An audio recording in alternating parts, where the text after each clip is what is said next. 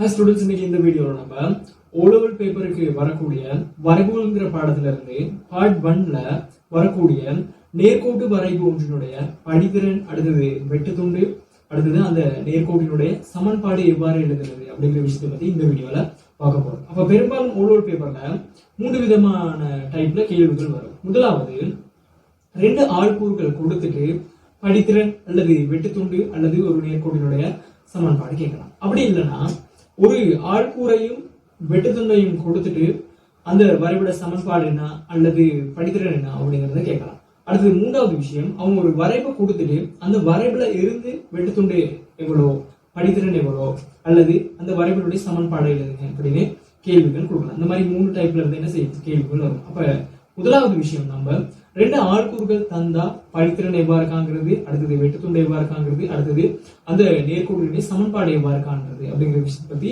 பார்த்துட்டு அடுத்த விஷயங்களை பார்ப்போம். முதலாவது இந்த வினாவை பாருங்க.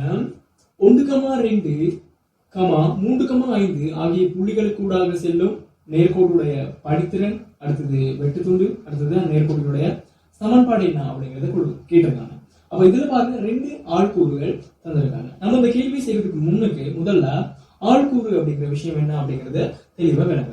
ஆள்கூறு அப்படின்னு சொல்றது இது ஒரு ஆள்கூட்டு தளம் அல்லது தெற்காடி தளம் அப்படின்னு சொல்லுவாங்க. இந்த ஆள்கூட்டு தளத்துல நான் ஒரு புள்ளி ஒன்றை குறிக்கிறேன். இந்த புள்ளி A.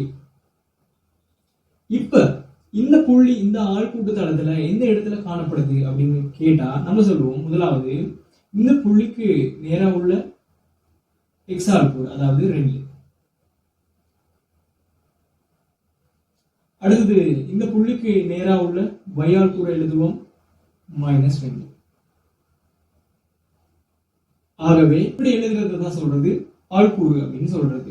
அதாவது ஒரு ஆள்கூட்டு தளத்துல அல்லது தெற்காடி தளத்துல ஒரு புள்ளியினுடைய அமைவிடத்தை குறிக்கிறதுக்கு பயன்படுத்துறது தான் என்னது ஆள்கூறு அப்படின்னு சொல்றது. இதுல முதலாவது காணப்படுற ஆள்கூறு எக்ஸ் ஆள்கூறு அப்படின்னு சொல்லுவாங்க. அடுத்தது இந்த -2 சொல்லுவாங்க y ஆள்கூறு அப்படின்னு சொல்லுவாங்க. ஆகவே இங்க 2 ஆள்கூறுகள் இருக்கு, 1,2, அடுத்தது 3,5. இந்த ரெண்டையும் பார்க்கிற நேரம் முதல்ல உள்ள ஆள்கூறு சொல்லுவாங்க எக்ஸ் ஆள்கூறு, அடுத்தது y ஆள்கூறு. இதுல முதலாவது காணப்படுறது எக்ஸ் ஆள்கூறு, அடுத்தது y ஆள்கூறு. இத x1 y1 x2 y2 அப்படின்னு போகுது. இப்போ முதலாவது படித்திறன் எவ்வளவு அப்படிங்கறத கேட்கிறாங்க. படித்திறனுக்கான ஒரு சமன்பாடு இருக்கு, நம்ம படிச்சிருப்போம். y ஆள்கூறுகளின் வித்தியாசத்தின் கீழ் x ஆள்கூறுகளின் வித்தியாசம் அப்படின்னு சொல்லுவோம். வித்தியாசம் அப்படிங்கிறது கழிக்கிறதுன்னு நமக்கு தெரியும். ஆகவே படித்திறன் சமன்பாடு y ஆள்கூறுகளின் வித்தியாசத்தின் கீழ் x ஆள்கூறினுடைய வித்தியாசம். ஆகவே இங்க படித்திறன் சமன் y2 - y1, y ஆள்கூறுகளின் வித்தியாசம். இதுல y2 அப்படிங்கிறது 5. இந்த 5ல இருந்து கழிக்கணும் y1 பெருமானம் 2. y2ல இருந்து y1 கழிக்கலாம், அப்படி இல்லைன்னா y1ல இருந்து y2 கழிக்கலாம், அது நம்மள பொறுத்தது.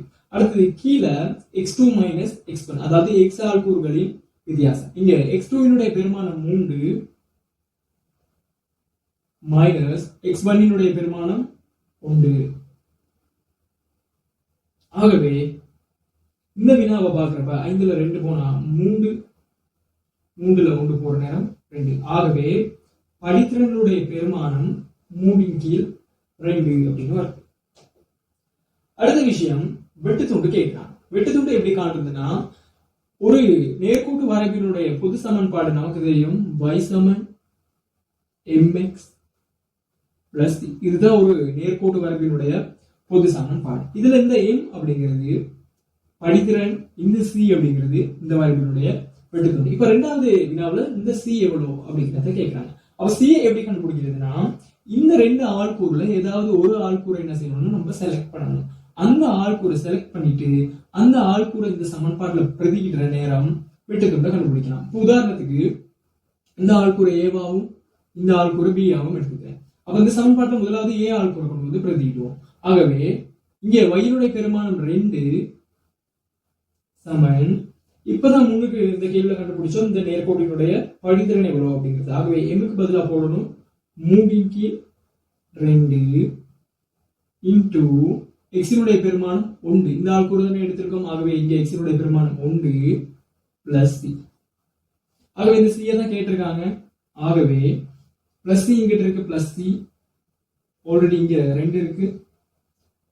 3 கீழ் 2 ஒன்றோட பெருக்கிற நேரம் 3 கீழ் 2 தான் வரும். அது சமன்பாட்டுக்கு இங்கிட்டு கொண்டு வர நேரம் மைனஸ் 3 கீழ் 2 அப்படின்னு வரும். ஆகவே சீனுடைய பெருமானம் இப்ப இந்த 2 கோவையும் கோமசி எடுத்து சுருக்கணமா இருந்தா கோமசி வரும் 2 4 மைனஸ் 3 அப்படின்னு வரும். ஆகவே சீனுடைய பெருமானம் வரும் 4 3 போனா 1 கீழ் 2. ஆகவே சீனுடைய பெருமானம் வரும் அரை அப்படின்னு வரும். அப்ப முதலாவது படித்திறன் காண்கிறதுக்கு y ஆள்கூறுகளின் வித்தியாசத்தின் கீழ் x ஆள்கூறுகளின் வித்தியாசத்தை போட்டு சமன்பாடுல பிரதிட்டமா இருந்தா படித்திறனை கண்டுபிடிக்கலாம். ரெண்டாவது வெட்டுத்துண்டை கண்டுபிடிக்கிறதுக்கு முதலாவது படித்திறன் கண்டுபிடிச்சிருக்க படித்திறனை இந்த பொது சமன்பாடுல கொண்டு வந்து பிரதியிட்டு ஏதாவது ஒரு ஆள்கூறு ஒன்றியே அல்லது பி எடுத்தாலும் இதே விடத்தான் வரும். அதை கொண்டு வந்து இந்த சமன்பாட்டுல பிரதியிடுற நேரம் சீனுடைய விடையை நம்ம எடுக்கலாம். அடுத்தது மூன்றாவது கேள்வி கேட்கிறாங்க, இந்த கோடினுடைய சமன்பாடு என்ன அப்படின்னு கேட்கிறாங்க. அப்ப பொது சமன்பாடு நமக்கு தெரியும் y சமன் mx சக c. பொது சமன்பாடுல கண்டிப்பா y இருக்கணும் x இருக்கணும். இந்த எம்மினுடையதும் இந்த சியினுடையதும் பெருமானத்தை கொண்டு வந்து போட்ட மாதிரி தான் அதுதான் இந்த நேர்கோடினுடைய சமன்பாடு. ஆகவே y சமன் எம்மினுடைய பெருமானம் 3 கீழ் 2 into x plus சீனுடைய பெருமானம் அரை அப்படின்னு வரும். இதுதான் இந்த நேர்கோடினுடைய பொது சமன்பாடு. ஆகவே இதை இப்படி எழுதலாம். அப்படி இல்லை அப்படின்னா இந்த முழு சமன்பாடு 2ஆல பெருக்குனா 2y சமன் 3x தக 1 இவ்வாறு எழுதலாம். அப்படி இல்லைன்னா இவ்வாறு எழுதலாம். முதலாவது ஒரு நேர்கோட்டினுடைய சமன்பாடு கேட்டாங்களா இருந்தா முதலாவது விஷயம் நம்ம படித்திறனை கண்டுபிடிக்கணும். ரெண்டாவது விஷயம் வெட்டுத்துண்டை கண்டுபிடிக்கணும். அடுத்தது படித்திறனும் வெட்டுத்துண்டும் தெரிஞ்சா அந்த நேர்கோட்டினுடைய சமன்பாடு என்ன செஞ்சிடலாம், ஈஸியா எழுதிடலாம். சரியா?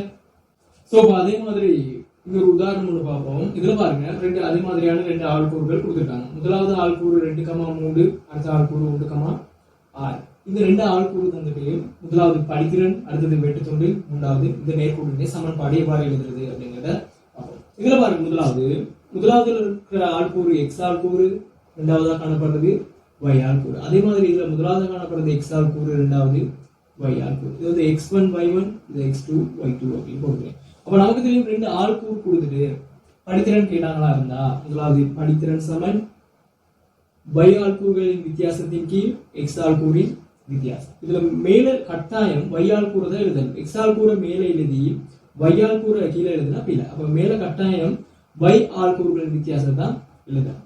ஒன்று y2ல இருந்து y1 கழிக்கலாம், அப்படி இல்லைன்னா y1ல இருந்து y2 என்ன செய்யலாம், கழிக்கலாம். அப்ப இதுல பாருங்க y2வினுடைய பெருமானம் 6 மைனஸ் y1னுடைய பெருமானம் 3. அதன் கீழ் x ஆள்கூறின் வித்தியாசம். ஆகவே x2வினுடைய பெருமானம் 1, x2வினுடைய பெருமானம் 1 மைனஸ் x1னுடைய பெருமானம் 2.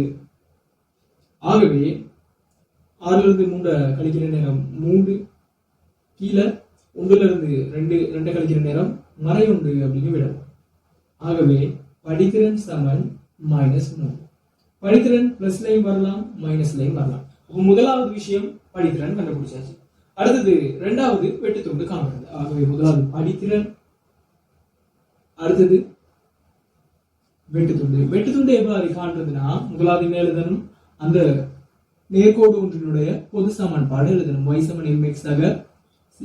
இந்த பொது சமன்பாடுல நம்ம கண்டுபிடிக்க வேண்டியது இந்த சியினுடைய பெருமானம். ஆகவே இந்த 2 ஆள்கூறுல ஏதாவது ஒரு ஆள்கூறை கொண்டு வந்து இந்த சமன்பாடுல பிரதியிடுற நேரம் நமக்கு சி என்ன செஞ்சுக்கலாம், ஈஸியா கண்டுபிடிச்சிக்கலாம். அப்ப பாருங்க இதுல நான் வந்து ஏபின்னு குறிச்சிக்கிறேன்.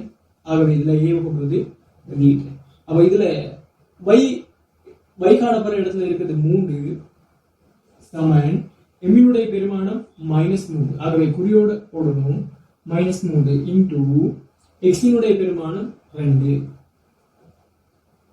Plus C. இப்ப இந்த சியை தான் கண்டுபிடிக்கணும். ஆகவே பிளஸ் சி ஆல்ரெடி 3 இருக்கு, 2 -6 வரும். -6 சமன்பாட்டுக்கு வரப்ப +6 அப்படின்னு வரும். ஆகவே சியினுடைய பெருமானம் 6 3 9 அப்படின்னு வரும். ஆகவே படித்திறன் -3 வெட்டு துண்டு 9. இப்ப மூன்றாவது இந்த நேர்கோட்டினுடைய சமன்பாடு எழுதலாம். இது முதலாவது, இரண்டாவது, மூன்றாவது விஷயம் நேர்கோட்டினுடைய சமன்பாடு எழுதலாம். அப்ப இதுல படித்திறனும் கண்டுபிடிச்சாச்சு, வெட்டு துண்டும் கண்டுபிடிச்சாச்சு. ஆகவே y சமன் எம்மினுடைய பெருமானம் -3x வெட்டு துண்டினுடைய பெருமானம் +9.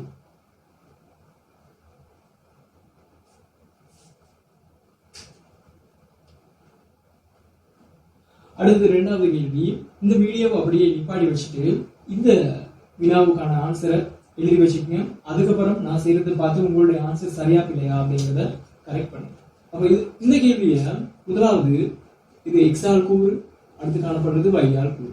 இந்த x ஆல் கூறு, அடுத்தது y ஆல் கூறு. இது x1 y1 x2 y2. இப்போ முதலாவது வினா வரும் படித்திறன் காண்போம். இப்போ படித்திறன் சமன் y ஆள்கூறுகளின் வித்தியாசத்தின் கீழ் x ஆள்கூறுகளின் வித்தியாசம். ஆகவே இதுல y ஆள்கூறுகளின் வித்தியாசத்தை பார்த்தோமா இருந்தா y2 உடைய பெருமானம் 5 மைனஸ் y1 உடைய பெருமானம் -3. கவனமா இந்த குறிகளோட என்ன செய்யணும்னா பிரதியிடணும். கீழ் x ஆள்கூறின் வித்தியாசம். y2 ல இருந்து y1 கழிச்சமா இருந்தா கண்டிப்பா x2 ல இருந்து என்ன செய்யணும், x1 கழிக்கணும். ஆகவே இங்க x2 உடைய பெருமானம் 2 மைனஸ் x1 உடைய பெருமானம் 1. ஆகவே 5 இந்த மைனஸும் மைனஸும் பெருக்கப்பட்டு பிளஸ் ஆகும் 3. 2ல இருந்து 1 கழிச்சமா இருந்தா ஆன்சர் 1. ஆகவே படித்திறன் வரும் 8 அப்படின்னு வரும். ஆகவே படித்திறன் 8. முதலாவது படித்திறன் கண்டுபிடிச்சாச்சு. அடுத்தது இரண்டாவது வெட்டு துண்டு. வெட்டு துண்டை எவ்வாறு காண்றது நமக்கு தெரியும். முதலாவது சமன்பாடு எழுதணும். பொது சமன்பாடு y சமன் mx சகசி. இதுல இந்த c தான் காண போறோம். அப்ப முதலாவது இதுல ரெண்டுல ஏதாவது ஒரு ஆள்கூறை கொண்டு வந்து இந்த சமன்பாடுல பிரதியிட்டமா இருந்தா படித்திறன் கண்டுபிடிச்சிட்டோம். c பெருமானத்தை என்ன செஞ்சிடலாம், ஈஸியா கண்டுபிடிச்சிடலாம். அப்ப இதுல நான் வந்து இரண்டாவது ஆள்கூறை செலக்ட் பண்றேன். இரண்டாவது ஆள்கூறுல y பெருமானம் 5 சமன் m பெருமானம் 8 இன்டு x பெருமானம் 2 பிளஸ் c. ஆகவே 5 16 சகசி. ஆகவே c பெருமானம் வரும் 5 பிளஸ் 16 சமன்பாடுக்கு இந்த பக்கம் வர நேரம் -16.